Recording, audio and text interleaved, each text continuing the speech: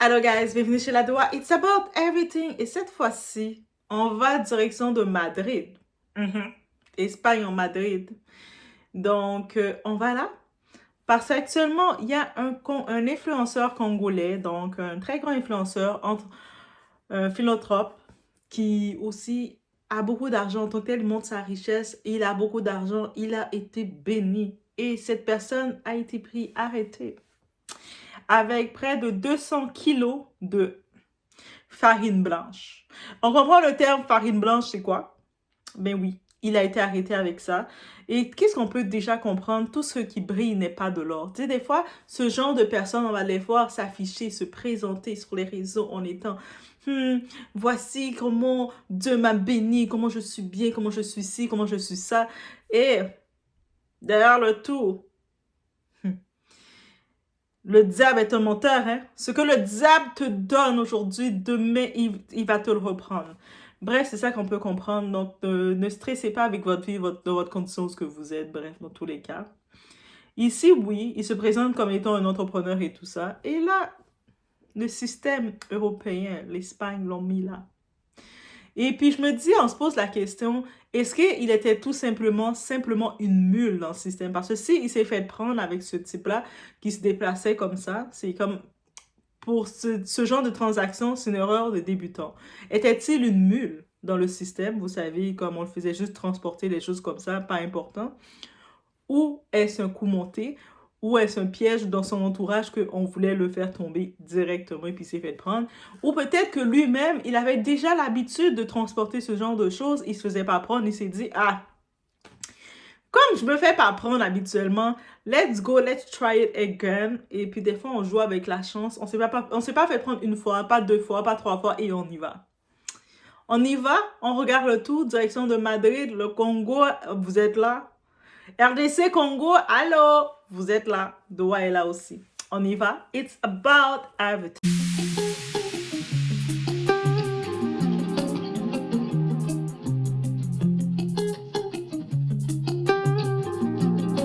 Mais nous, on a de la chance. Mais ces jours-là, vous étiez.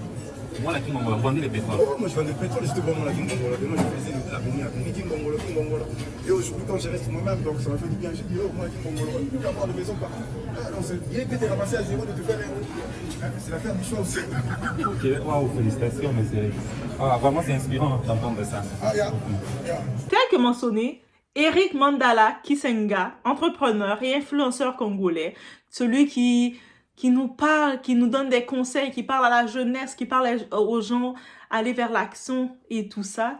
Aussi, les musiciens, les artistes, j'avais pu voir un article concernant, il avait des petites représailles avec Fally Ipupa, notre très cher Fally Ipupa, parce que les artistes, vous savez, congolais, lorsqu'ils font leur performance, ils envoient des petits shoot-outs aux personnalités, à ce genre de gros bonhommes, ce genre de gros tontons, pour les laisser savoir leur popularité. C'est comme aussi dans le monde les narcotrafiquants en Amérique latine, dans les côtés comme ça, où ce que les artistes, ils sont sponsorisés, ils reçoivent un certain montant d'argent pour nommer le nom de quelqu'un. C'est pas différent. L'Afrique, l'Amérique latine, les latinos, on n'est pas différents, hein. Et puis là, justement, j'avais pu voir justement concernant Fally Ipupa, il y avait des petites, je sais pas si Fally n'avait pas nommé son nom ou quoi que ce soit. Peut-être que si il y a des représailles qui s'est pas fait nommer par Fally dans un certain moment, c'est peut-être qu'il avait peut-être donné de l'argent à Fally. Et les artistes, c'est difficile d'être un artiste, hein. C'est une petite parenthèse. Donc, lui, justement, il s'est fait interpeller à Madrid. Donc, on l'a repéré avec près de 200 kilos de farine. Donc, avec 200 kilos de farine, c'est pour faire beaucoup de gâteaux. C'est pour détruire un village. C'est pour détruire une ville même. Il est âgé, notre très cher Eric Mandala, il est âgé de 48 ans. Sur Instagram, il est suivi par 317 000 abonnés. Donc, il vit sa vie de rêve. On le regarde. On va dire que c'est quelqu'un qui a du succès, qui réussit. On regarde, on peut imaginer combien de jeunes hommes, combien d'hommes qui se disent, ah, comment je peux faire pour avoir le succès qu'il a eu? C'est quelle route, c'est quel parcours qu'il a fait pour avoir ce qu'il a fait? Et combien de femmes qui vont être prêtes à tout risquer, tout se donner pour passer un moment avec lui en ayant quelques billets de lui, n'est-ce pas? Donc, en tant que tel, comment il s'est fait interpeller, notre très cher Mandala? Il était en train de transférer la farine d'un véhicule vers un parking souterrain d'un centre commercial. OK, il faisait des transferts, donc d'un parking, il allait pour faire le transfert et tout, en compagnie d'un citoyen colombien. Ah, la Colombie, on n'est pas loin, Latino. Oh my God. Donc, cette opération a été menée par la police nationale espagnole qui surveillait ces activités liées à un envoi de farine, de produits, de tout ce que vous voulez, en provenance d'Équateur. Donc, ça veut dire du Congo RDC où ce qu'il était, il était en train de venir faire les transferts dans un souterrain, de prendre les marchandises pour aller le livrer à un Colombien. Et puis, tout ce trafic-là, s'il y a des trafics qui se font, est-ce que c'est des produits qui viennent de l'Équateur? Est-ce que ça devait aller en Équateur? Mais on sait que s'il y a beaucoup de contrôle qui est fait maintenant dans ce type de produits, et puis on sait que beaucoup, par exemple, dans le côté des Caraïbes, c'est contrôlé encore plus parce que il y a beaucoup de ravages que ça crée. Donc, ils sont en train de contrôler le tout. Là, on se dit, est-ce que lui, il était dans un guet-apens? Donc, ça veut dire que le très cher Colombien qui était avec lui, il était un envoyé de la police pour le piéger parce qu'on avait déjà identifié ses activités à M. Eric. Et là, maintenant, on vient le regarder. Guys, quand je regarde tout ça, là, vous allez dire dans les commentaires, mais ça a l'air d'être un coup planifié parce qu'ils sont venus le piéger dans le coup. C'est pas comme si il était bêtement allé tel une mule dans l'aéroport. Il a pris toute sa farine avec lui. Il s'est fait prendre. Il allait dans un endroit souterrain avec l'auto. Il roule avec sa belle auto. Il va faire son transfert. Il a le partenaire colombien qui vient faire l'échange. Et il s'est fait prendre comme ça. Et la police était déjà sur ce coup-là. Donc, je sens, en ayant regardé beaucoup de true crime, en connaissant la réalité des pays latins. Oui, parce que Haïti fait partie des pays latins. Donc, je sens que c'est quelque chose de guet-apens. Il s'est fait prendre. Il était fait prendre, bro. Est-ce qu'il connaissait ce partenaire colombien? C'est un nouveau partenaire, t'inquiète, c'est un nouveau business. Est-ce que lui-même, M. Eric Mandala, était déjà sur l'œil? Parce que des fois, vous faites des coups, vous pensez que vous n'êtes pas fait prendre, qu'on ne vous a pas repéré. Mais des fois, là, depuis plusieurs années, on surveille vos activités. Et là, on envoie quelqu'un dans un guet-apens pour vous prendre. Il faut aussi comprendre ça, là. Il faut pas prendre le système pour des bêtes. Prenez pas le système pour des bêtes. Même quand vous êtes là en train d'être sur les réseaux, vous montrez votre vie de luxe, eux autres, ils surveillent tout ça, là. Et quand c'est le moment de vous faire prendre, they're gonna get you. OK. Donc, selon les Espagnols d'Infolibre, l'enquête sur Mandala a débuté en août de l'année précédente. On est en 2025, août de l'année précédente, c'est-à-dire août 2024, si je me trompe. Donc, il y avait déjà une enquête sur lui. Attends! Est-ce que Doa est voyante? Et je commence à croire que je suis voyante.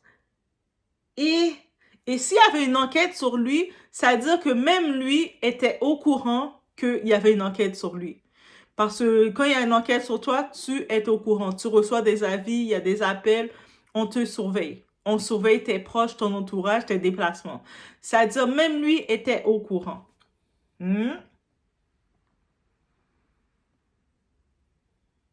Donc, l'enquête, c'est depuis en août de l'année dernière que l'enquête avait débuté, en partenariat avec la DEA, donc Drug Enforcement Administration des États-Unis. Donc, ça veut dire que système d'exploitation qui se fait en Équateur, et puis le DEA aux États-Unis était dans l'enquête.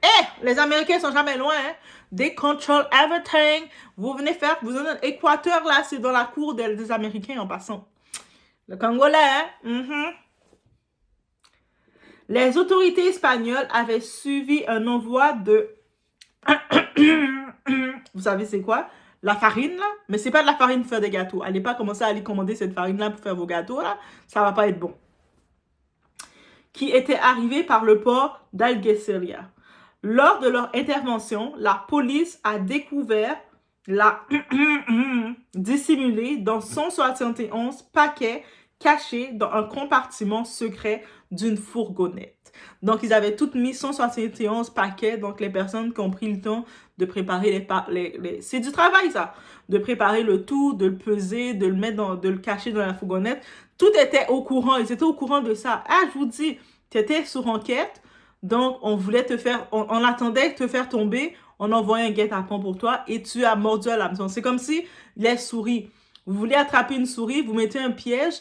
Pour que la souris va dans le piège, vous mettez un petit peu de les nourritures que les souris aiment, les poissons, c'est quoi qu'ils aiment, le fromage, les popsicles, je sais pas c'est quoi qu'ils aiment. Mais ce que la souris aime, qui va l'attirer, vous le déposez un peu dans le piège, et la souris, telle une gaga, va faire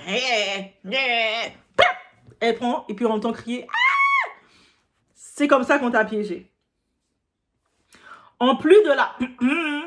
des sommes d'argent en espèces et 50 000 USDT, Tether. Ça, c'est des... Tether, là, c'est de l'argent en Bitcoin, ça. Mais il y avait de l'argent en espèces et il y a 50 000 $ en argent Bitcoin, des choses électroniques.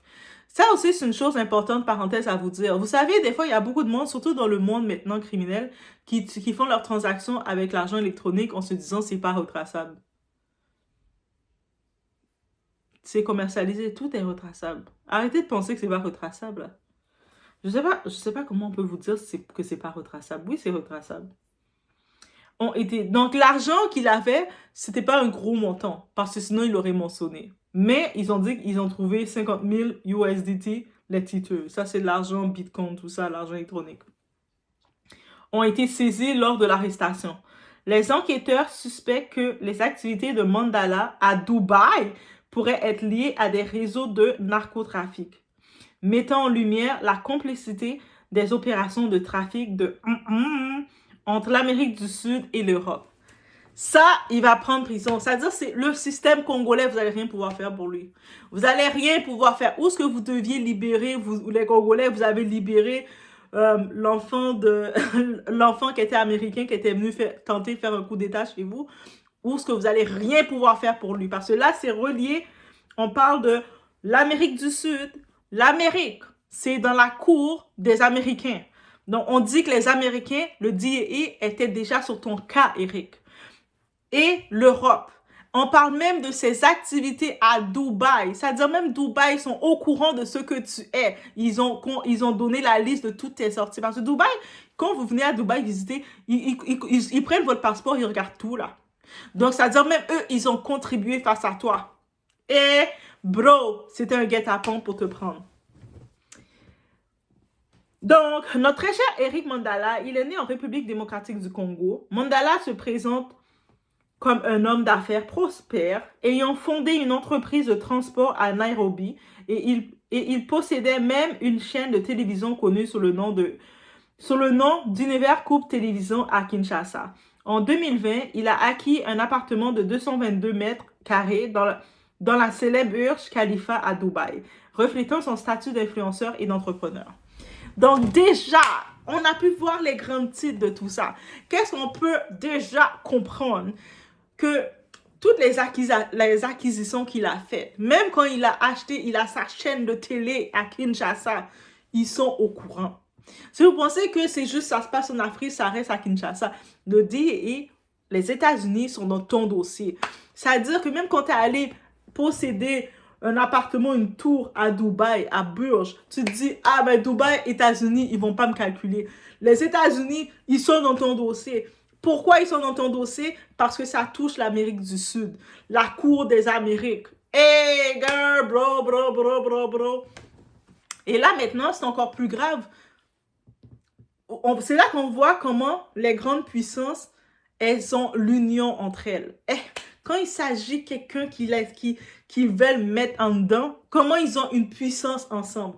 Et là maintenant, il a été pris en Espagne, à Madrid, avec ce guet-apens, parce que j'appelle ça un guet-apens. Là maintenant, la question que vous devez vous demander, est-ce que les Américains vont demander de l'amener en Amérique? Parce que l'enquête est là depuis l'année dernière qu'ils sont en train d'enquêter. Ça coûte de l'argent d'enquêter, tout ça. Depuis l'année dernière, ils enquêtent sur toi. Ils regardent toutes tes transactions. Ils te voient sur les réseaux en train de dire « I'm rich, je suis bon gars, je suis un bon tonton beau gosse, je suis riche. » Ils regardent tout ça. Là, maintenant, la question, c'est de se demander vont-ils le réclamer pour le mettre en prison en Amérique du Sud ou les Américains vont le prendre? Peut-être du cas de Trump, il est en train de se débarrasser du monde. Je ne sais pas s'il va le prendre pour le punir ou l'Amérique du Sud va le prendre ou ils vont entre eux, comment ils vont faire avec lui. Mais là, maintenant, ça veut dire les biens qu'ils ont déclarés. Quand vous êtes là, vous achetez. C'est pour ça que le monde, j'en profite de dire, le monde, quand vous faites des activités bizarres comme ça, vous faites l'argent, vous ne pouvez pas acheter des biens concrets. Tu ne peux pas acheter de l'immobilier avec tes biens. Tu ne peux pas acheter des biens concrets quand tu sais que ton argent, c'est un argent sale. Tu es obligé de dépenser l'argent dans les soirées, dans les pommes, dans les brochettes. Parce que dès que tu sais que ton argent était corrompu, était sale et ne peut pas être justifié, on va faire une enquête sur toi. Et ça, c'est la preuve complète. Si vous savez que vous avez peut-être, même si vous bénéficiez de l'argent corrompu, n'essayez pas, ne vous mettez pas en tête d'aller faire des achats concrets, d'acheter de l'immobilier. Là, ils pensaient qu'à Dubaï, qui ne contrôle pas, que n'importe qui peut venir acheter. Ton immobilier que tu as fait à Dubaï, ils ont contrôlé ça. Ils ont fait, hey, who he is? Ah, c'est un influenceur congolais, tout ça. Ok, ça me dit rien. Mais d'où vient son argent? Et là, ils ont fait l'enquête sur toi. Et tout ça, c'est le piège. C'est pour ça que beaucoup, que ce soit des filles qui vendent leur piment ou qui vendent leur corps, qui font des activités comme ça, vous n'avez pas remarqué, elles ne peuvent pas faire d'achat vraiment, à part qu'elles mettent sur le nom de quelqu'un, parce qu'elles savent qu'elles ne peuvent rien faire à leur nom avec l'argent sale. L'argent n'a pas toute la même odeur pour toutes. C'est pour ça que la plupart des pimps que vous voyez dans l'époque, ils ont rien. Quand ils sont rendus qu'ils n'ont plus d'activité, les Feynman, tout ça que vous voyez qu'il n'y a rien qui est à leur nom. Parce qu'ils savent qu'ils peuvent rien faire à leur nom parce qu'ils ne peuvent pas identifier la source. Même si vous prenez de l'argent, vous dites, vous voulez être plus intelligent que le système. Ah ben, je vais prendre l'argent électronique sur les bitcoins, les choses comme ça. Au contraire, c'est encore plus contrôlé. Je vous ai annoncé ça, c'est encore plus contrôlé, c'est encore plus identifié à toi. Donc, ça veut dire que là, maintenant, c'est comme ça qu'il s'est fait prendre. En essayant d'aller acheter des immobiliers à Dubaï, même sa chaîne télé qu'il a acheté au Congo, le monde a commencé à regarder c'est quoi ça. Tous les achats, les voyages qu'il fait, il regarde c'est quoi ça. Et puis, il calcule le tout. 310 000 followers sur Instagram, ça veut rien dire. It's not that big. Parce qu'aux États-Unis, le monde a des 4 millions, des choses. C'est beaucoup. Moi, je dis, à mon niveau, 310 000 personnes qui te suivent, c'est beaucoup. Mais pour eux, quand ils regardent, c'est pas assez pour que tu fais un gros revenu comme ça. C'est quoi tes partenariats? Il n'y a pas de partenariat qu'il a. Donc, d'où viennent tes sponsors? Et puis, ils ont fait toutes les enquêtes sur lui. Ils l'ont piégé et ils l'ont eu. Telle une souris, on met un piège de souris, puis la souris vient dedans.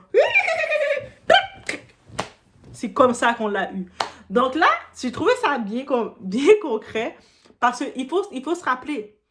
Il y avait déjà une enquête sur lui depuis l'année dernière. Et là, maintenant, dans une église, il y a un pasteur qui arrive avec ses...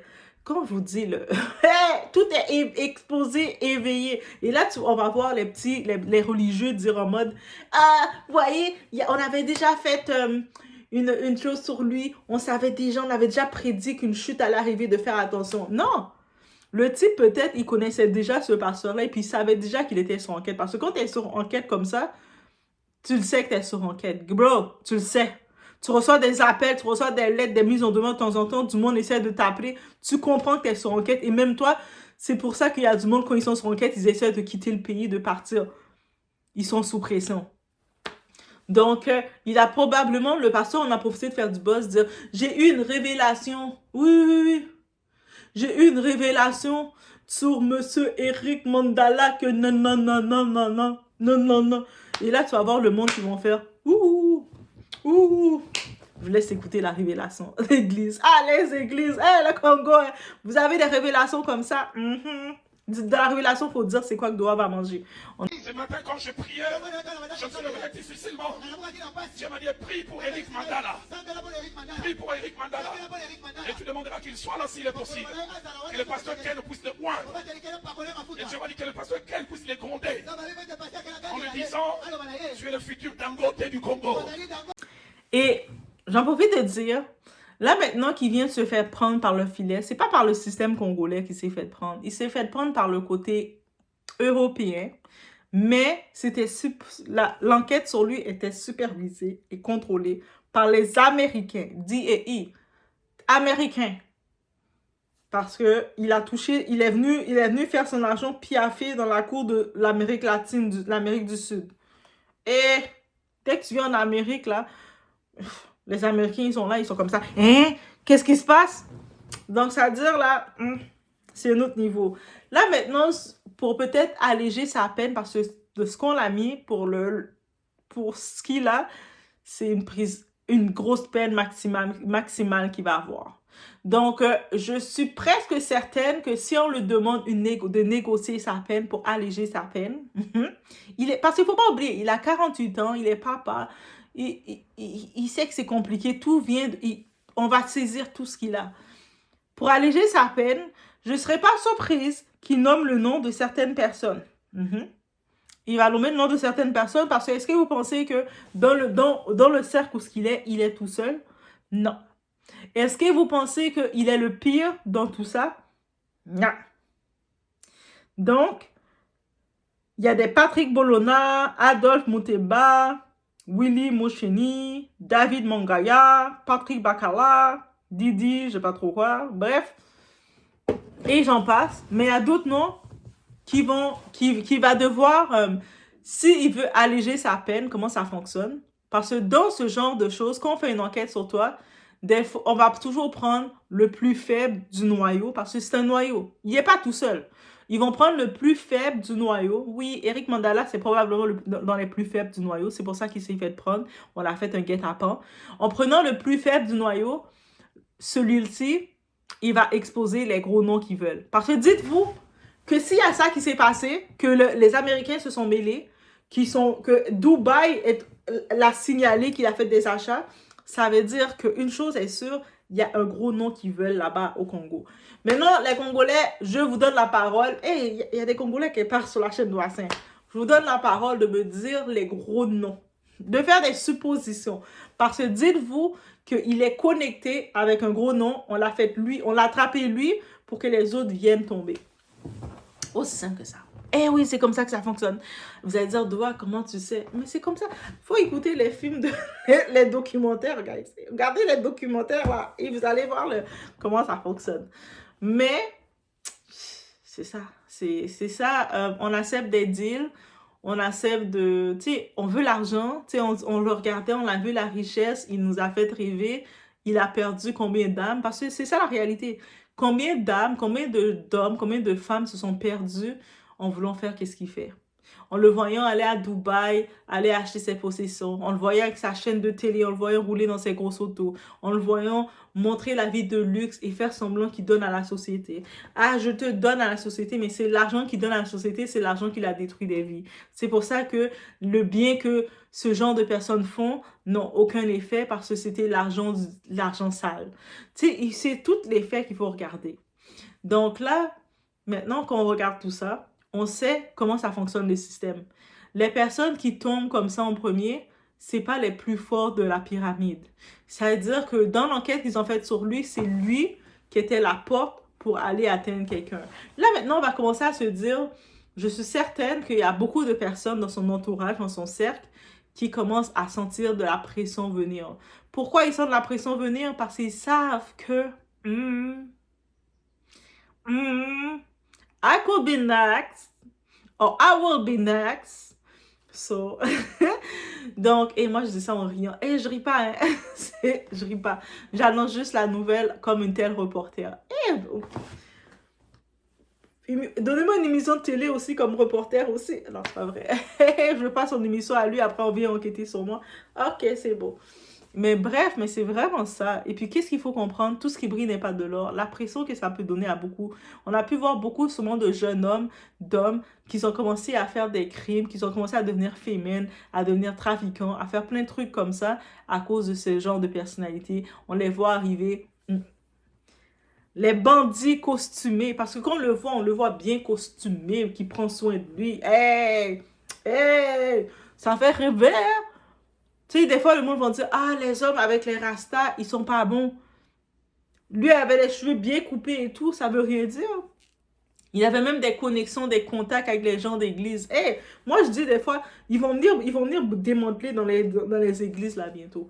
Et Doua, qu'est-ce que t'as dit? Faut pas dire ça. Mais c'est pas le gouvernement déjà qui a fait des lois concernant toutes les églises que vous avez au Congo, là?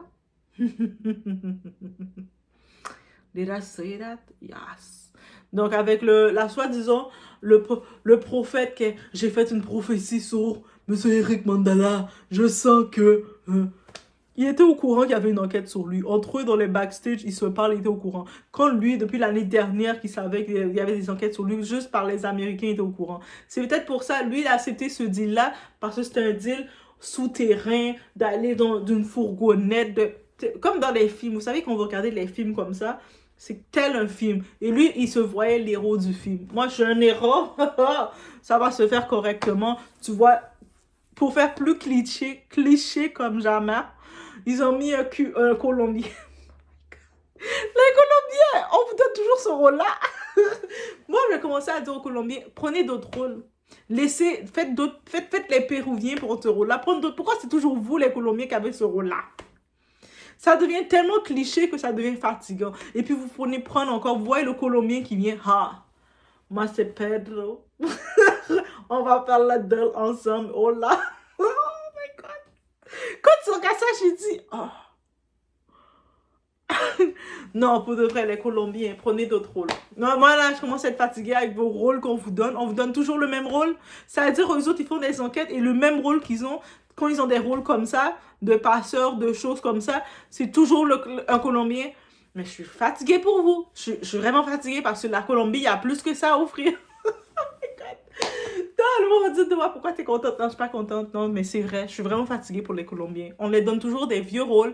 J'ai vraiment manifesté. Je suis à veille de prendre mon manteau, d'aller dehors et de dire, ah bah, on donne des mauvais rôles aux Colombiens. On donne des mots. Je suis à veille de dire ça, ok?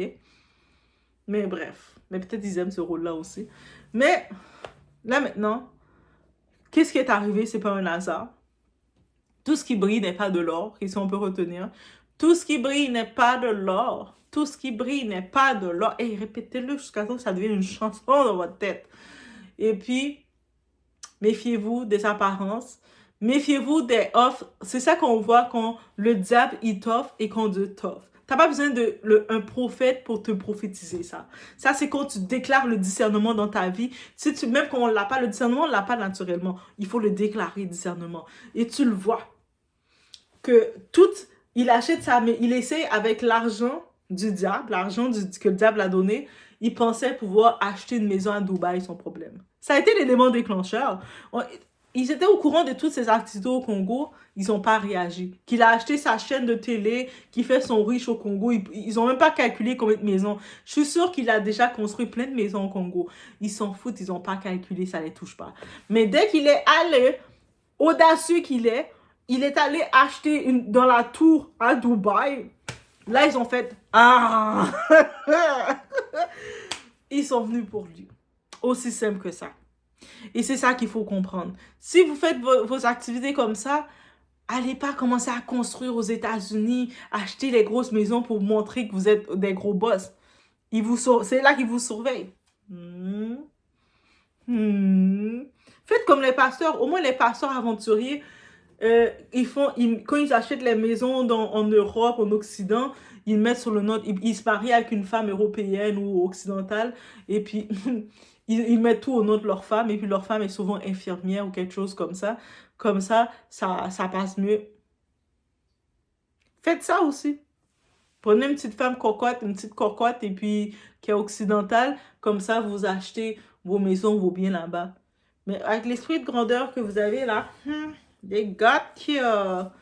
acheter un bien. Parce que la plupart, aussi, j'en profite de dire, parce que la plupart, on a vu beaucoup d'influenceurs comme français qui sont à Dubaï, ils nous vendent, regardez ma maison, c'est toute la location. Il n'y a aucun qui a acheté encore leur maison. Croyez-moi que dès qu'ils vont aller faire le move d'acheter leur maison, on va toutes les contrôler direct. Dubaï, c'est contrôlé, là. Vous pensez que Dubaï, là, c'est le... Comme vous pensez, vous pouvez venir faire comme... Commencer à acheter des biens chez eux, comme ça, ils vont vous laisser. Ils vous contrôlent, là. Ils vous laissent dépenser chez eux. Vous faites la location chez eux comme vous voulez, ils vous laissent.